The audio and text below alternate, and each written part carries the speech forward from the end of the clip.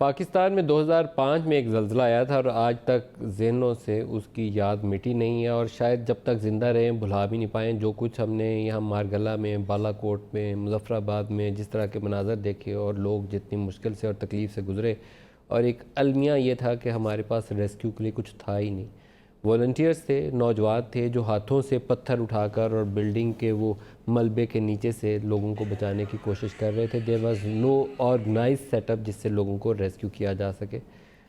आज खुदा पाक ने बहुत बड़ा एहसान और करम ये किया है कि डिज़ास्टर का वो लेवल नहीं है, लेकिन यहाँ से थोड़ी ही दूर जेहलम के मुकाम के ऊपर, आज एपी सेंटर भी जेहलम का मुकाम है। और खुदा का करम यह है कि उसके बाद पाकिस्तान का एक बहुत बड़ा जो हाइडल रिज़र्व है वो भी महफूज है, उस डैम को भी नुकसान नहीं हुआ। लेकिन अभी तक जो कैजुअल्टी के नंबर्स हैं उसके ऊपर कन्फ्लिक्टिंग रिपोर्ट्स हैं। नेशनल डिज़ास्टर मैनेजमेंट अथॉरिटी, उसके जो सरबराह हैं जनरल अफजल, उन्होंने अभी से चंद ही मिनट पहले एक प्रेस कॉन्फ्रेंस में कहा है कि कंफर्म कर रहे हैं कि वो 10 लोग जो हैं इस ज़लज़ले के नतीजे में वो अपनी जान गंवा बैठे हैं, अल्लाह को प्यारे हो गए, और 100 से ज़ायद ज़ख्मी हैं।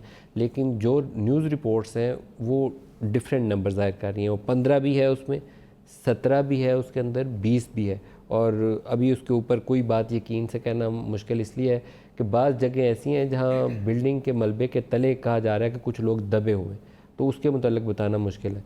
ये क्रैक्स हैं जो जातला का मुकाम है एक भिम्बर वाली साइड के ऊपर, यहाँ पर तो बस एक अजीबो-गरीब मंज़र है। 5.8 था, बहुत ज़्यादा उसकी शिद्दत नहीं थी, लेकिन शैलो था, सरफेस के बिल्कुल करीब था। जितना सतह ज़मीन के करीब तरीन वो आती है फॉल्ट लाइन, उतना ज़्यादा नुकसान पहुँचाती है। जितना डेप्थ में हो उसका वो शॉक किसी हद तक अब्जॉर्ब हो जाता है। तो ये बिल्कुल 8 से 10 किलोमीटर गहरा था और ये जो बड़े बड़े आपको क्रैक्स नज़र आए हैं, सड़क दरमियान से फट गई है यूँ करके, दो लख्त हो जाती है ना जैसे ज़मीन, ये वो वाली कैफियत है। गाड़ियाँ गिर गई, बस उलट गई है, एक गाड़ी अंदर को जाके यूँ गिरी हुई है। तो ये मनाज़र बड़े ही खौफनाक है, बाकायदा आपका दिल हिला देने के लिए काफ़ी है। और समझना चाहिए इंसान को कि एक लम्हे चंद 10-12 सेकंड का ज़लज़ला है, उसने एकदम से उन लोगों की दुनिया ही बदल दी है कि ये क्या मनाज़र आपको नज़र आ रहे हैं। रेस्क्यू के हवाले से पाकिस्तानी आर्मी की टीम्स गई हैं, दूसरे रेस्क्यू के लोग गए हैं।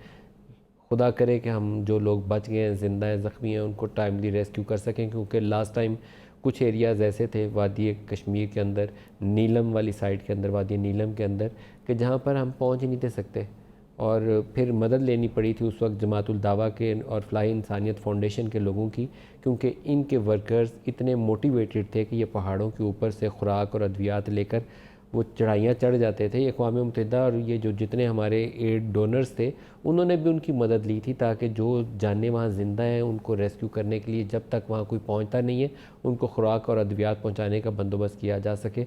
तो इन लोगों ने बहुत अच्छा काम किया था और बहुत अच्छा काम किया था पाकिस्तान के उन तमाम लोगों ने, जिसमें एक्टर्स थे, उसमें स्पोर्ट्समैन थे, उसमें मीडिया के लोग थे, जिन्होंने कैंप्स लगाए, मोटिवेट किया लोगों को, और उनकी जो दी हुई डोनेशंस थी वो लेकर पहुँचे। कोई बालाकोट पहुँचा, कोई मुज़फ़्फ़राबाद पहुँचा।